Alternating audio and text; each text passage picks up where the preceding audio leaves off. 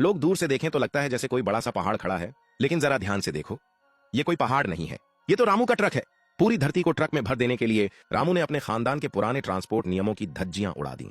उसने ट्रक के हर उस हिस्से का इस्तेमाल किया जिसका इस्तेमाल होना ही नहीं चाहिए था। रामू का कहना है, जब तक ट्रक 2 मंजिल की छत नहीं तोड़े तब तक ओवरलोड नहीं होता। ये जो थोड़ा सा माल दिख रहा है, ये ट्रक की लिमिट है, लेकिन मेरी नहीं। ऐसी खतरनाक लोडिंग देखकर पड़ोसी भी हैरान रह गए। लेकिन जैसा कि होना ही था, थोड़ी ही देर में मुसीबत आ गई।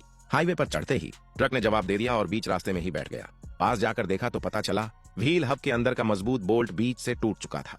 अब ये कोई छोटी मोटी समस्या नहीं थी जो थूक लगाकर ठीक हो जाए। अगर माल लेट हुआ तो मालिक पैसे काट लेगा। इसलिए रामू ने तुरंत पेशावर के देसी मिस्त्रियों को बुलाया। सिर्फ 2.5 मिनट में ही मिस्त्री अपने 3 पहिया गाड़ी पर जीपीएस के सहारे वहां पहुंच गए। रामू उन्हें देखते ही हाथ मिलाने दौड़ा और अपनी पुरानी पार्टनरशिप याद दिलाई। फिर शुरू हुआ असली काम। मिस्त्रियों ने बिना किसी डर के कुछ जैक और लकड़ी के टुकड़ों से ही ट्रक को ऊपर उठा दिया। ये काम देखने में जितना खतरनाक था, असल में उससे भी ज्यादा खतरनाक था। लेकिन किस्मत अच्छी थी, कोई हादसा नहीं हुआ। कुछ ही मिनटों में ट्रक को सीधा कर दिया गया। इसके बाद उन्होंने एक एक करके सारे बोल्ट खोलना शुरू किया। लंबा एक्सल बाहर निकाला और फिर भारी ब्रेक ड्रम को भी निकाल लिया। फिर टूटे हुए सारे बोल्ट निकाल दिए गए।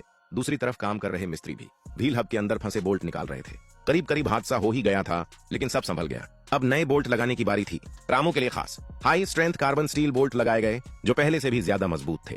लेकिन लगाने से पहले पूरे ब्रेक ड्रम और हब को अच्छे से साफ किया गया। फिर नए बोल्ट फिट किए गए, हथौड़े से सेट किया गया और एक एक करके कस दिया गया। मजबूती के लिए सबने मिलकर पूरी यूनिट को सही जगह फिट किया। इसके बाद बेयरिंग निकाले गए, साफ किए गए और उन पर ग्रीस लगाया गया ताकि घर्षण कम हो और लाइफ बढ़े। फिर सब कुछ वापस जोड़ा गया, एक्सल, बोल्ट और आखिर में पूरा व्हील। सभी बोल्ट टाइट करके सुनिश्चित किया गया कि अब कुछ भी ढीला नहीं रहेगा। सिर्फ 2.5 घंटे के अंदर पूरा काम शानदार तरीके से पूरा हो गया। रामू ये देखकर हैरान रह गया कि इतना मुश्किल काम इतनी जल्दी हो गया। इससे न सिर्फ क्रेन और टो ट्रक का खर्च बचा, बल्कि समय भी बहुत बच गया। रामू ने कहा, अगर फिर से कुछ हुआ तो मैं इन्हीं को बुलाऊंगा।